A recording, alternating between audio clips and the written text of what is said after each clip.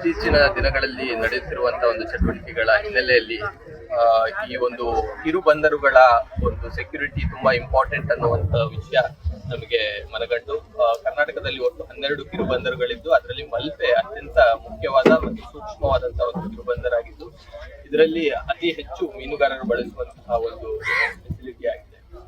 ಆ ನಿಟ್ಟಿನಲ್ಲಿ ಇಲ್ಲಿನ ಒಂದು ಯಾವುದೇ ರೀತಿಯ ಅವಘಡ ಸಂಭವಿಸಿದ ಪಕ್ಷದಲ್ಲಿ ಹೇಗೆ ನಾವು ತಯಾರಿ ಹೊಂದಿರಬೇಕು ಮತ್ತು ಯಾವ ರೀತಿಯಾಗಿ ನಮ್ಮ ಇವ್ಯಾಕ್ಯುಯೇಷನ್ ಹೇಗೆ ನಾವು ಅವ್ರನ್ನ ಈ ಸುರಕ್ಷಿತ ಸ್ಥಳಕ್ಕೆ ತೆಗೆದುಕೊಂಡು ಹೋಗ್ಬೇಕು ಇವೆಲ್ಲದರ ಒಂದು ವಿಚಾರವಾಗಿ ಒಂದು ಮಾಕ್ ಡ್ರಿಲ್ ಅನ್ನ ಇವತ್ತು ಕಂಡಕ್ಟ್ ಮಾಡಿದ್ವಿ. ಈ ಸಂದರ್ಭದಲ್ಲಿ ನಮಗೆ ಸ್ಥಳೀಯ ಮೀನುಗಾರರ ಮುಖಂಡರುಗಳು ಮತ್ತು ನಮ್ಮ ಬೇರೆ ಬೇರೆ ಸಹೋದರ ಇಲಾಖೆಗಳು, ಫಿಶರೀಸ್ ಅವರು, ಪೋರ್ಟ್ ಡಿಪಾರ್ಟ್ಮೆಂಟ್ ಎಲ್ಲರೂ ಕೂಡ ನಮಗೆ ಸಹಕಾರವನ್ನು ನೀಡಿದ್ದಾರೆ.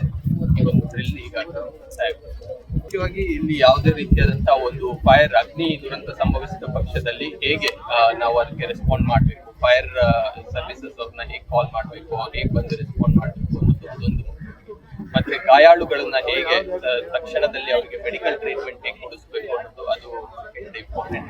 ಮತ್ತೆ ಅಷ್ಟೇ ಅಲ್ಲದೆ ಬೇರೆ ರೀತಿಯಾದಂತಹ ಒಂದು ಪಾತ್, ಒಂದು ನಾವು ಯಾವುದೇ ಏಜೆನ್ಸೀಸ್ ಬರ್ಲಿಕ್ಕೆ ಒಂದು ಪಾತ್ ಹೇಗಿದೆ ಅದು ಕ್ಲಿಯರ್ ಇದೆಯಾ, ಮತ್ತೆ ಒಂದು ಸೈರನ್ ಮೊಳಗಿದಾಗ ಹೇಗೆ ರೆಸ್ಪಾಂಡ್ ಮಾಡ್ತಾರೆ, ಜನರಿಗೆ ಹೇಗೆ ಕಾಮ್ ಆಗಿ ಇಟ್ಕೊಂಡು ನಾವು ರೆಸ್ಪಾಂಡ್ ಮಾಡ್ಬೇಕು, ಈ ಎಲ್ಲ ವಿಚಾರದ ಬಗ್ಗೆ ಮಾಡ್ತೀವಿ. ಮತ್ತೆ ಎಷ್ಟು ರೆಸ್ಪಾನ್ಸ್ ಟೈಮ್ ಏನಿರುತ್ತೆ, ಒಂದು ಇನ್ಸಿಡೆಂಟ್ ಆಯ್ತು ಅಂದ ತಕ್ಷಣ ಬೇರೆ ಬೇರೆ ಏಜೆನ್ಸಿಗಳು ಎಷ್ಟು ಸಮಯದಲ್ಲಿ ಬರ್ತಾರೆ ಅನ್ನೋದನ್ನ ಕೂಡ ಒಂದು ತಿಳ್ಕೊಳ್ಳುವಂತಹ ಒಂದು ನಿಟ್ಟಿನಲ್ಲಿ